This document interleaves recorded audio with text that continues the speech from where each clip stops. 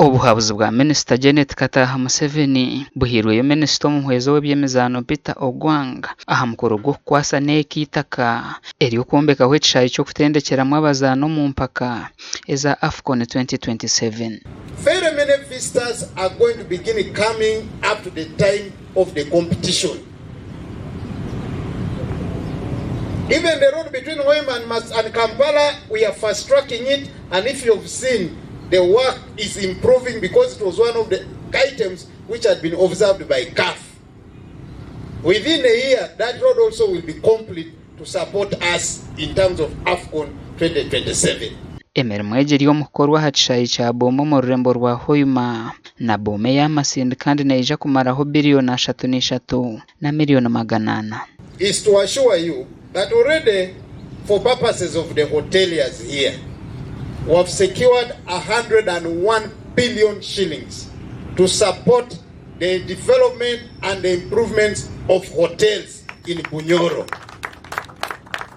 I promise that we shall deliver, and these projects will be delivered timely and read on record and will be of quality.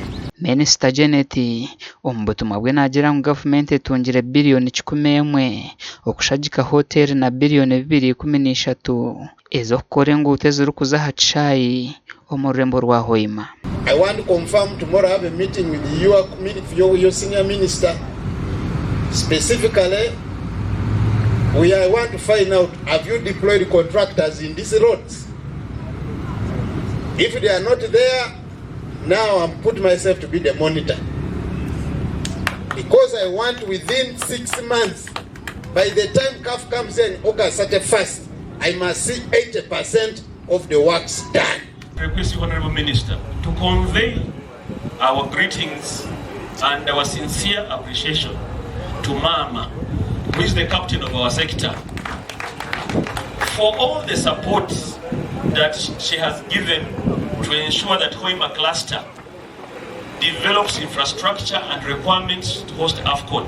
Abebembezi baraganise kukwatiraho gavumenti okurebeka ngo entebeekanisa ezi zatambura kurungi.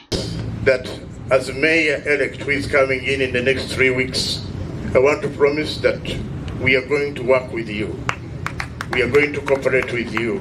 And we are going to continue communicating with you so that we support education, we support sports in the area, which is very important for us. Because with the sports, with all things, facilities, we have so many about catering, about accommodation, so many. It comes with so many opportunities. So we are blessed to have this opportunity, this facility, and we thank His Excellency the President. Emirimo y'okwombeka ekishaayi naija kukorwa aba UPDF Engineering Brigade gashakwanwa gaba Ambrose Katoto.